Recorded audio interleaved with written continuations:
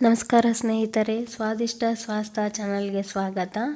ನಾನಿವತ್ತು ಟೊಮಟೊಕಾಯಿ ಚಟ್ನಿ ಮಾಡ್ತಾಯಿದ್ದೀನಿ. ಚಟ್ನಿ ಮಾಡೋದಕ್ಕೆ ಕಾಯಿಯಾದ ಒಂದು 6 ಕಾಯಿ ಟೊಮಟೊ ತೊಗೊಂಡಿದ್ದೀನಿ. ಹಾಗೆ ಒಂದು 6ರಿಂದ 8 ಖಾರವಾದ ಮೆಣಸಿನ್ಕಾಯಿ, ಹಸಿ ಮೆಣಸಿನ್ಕಾಯಿ ತೊಗೊಂಡಿದ್ದೀನಿ. ಟೊಮೊಟೊ ಕಾಯಿನ ದಪ್ಪ ದಪ್ಪದಾಗಿ ಹೆಚ್ಕೊಳ್ಳಿ. ಹಾಗೆ ಮೆಣಸಿನ್ಕಾಯಿನೂ 1ರಲ್ಲಿ 2 ಮುರ್ಕೊಳ್ಳಿ, ಇಲ್ಲಾಂದರೆ ಅದು ಎಣ್ಣೆಯಲ್ಲಿ ಸಿಡಿಯುತ್ತೆ. ಅದಕ್ಕೋಸ್ಕರ ಈ ಚಟ್ನಿನ ನೀವು ಫ್ರಿಜ್ಜಲ್ಲಿ 1 ವಾರ ಇಟ್ಟು ತಿನ್ಬೋದು. ಇದು ಕೆಡಲ್ಲ 1 ವಾರದವರೆಗೂ.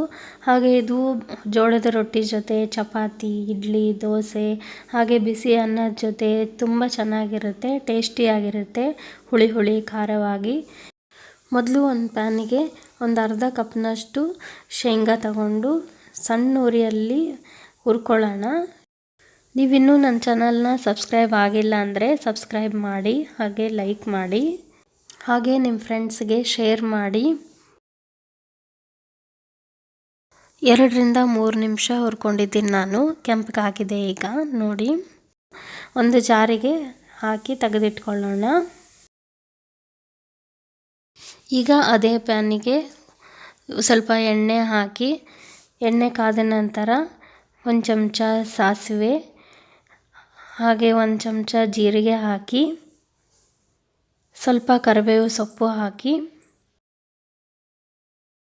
ಹಸಿ ಮೆಣಸಿನ್ಕಾಯಿ ಹಾಕಿ, ಹಾಗೆ ದಪ್ಪಗೆ ಹೆಚ್ಚಿಟ್ಕೊಂಡಿರುವಂಥ ಕಾಯಿ ಟೊಮೆಟೊ ಹಾಕಿ, ರುಚಿಗೆ ತಕ್ಕಷ್ಟು ಉಪ್ಪು ಹಾಕಿ, 1-2 ಸಲ ಕೈ ಆಡಿಸಿ ಲಿಡ್ ಕ್ಲೋಸ್ ಮಾಡಿ ಬೇಯಲಿಕ್ಕೆ ಬಿಡಿ.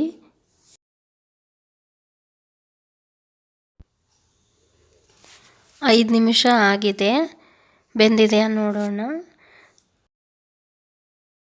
ನೋಡಿ, ಈ ಥರ ಮೆತ್ತಗಾಗಿರಬೇಕು, ಅದು ಸಿಪ್ಪೆ ಬಿಟ್ಕೊಂಡಿರಬೇಕು.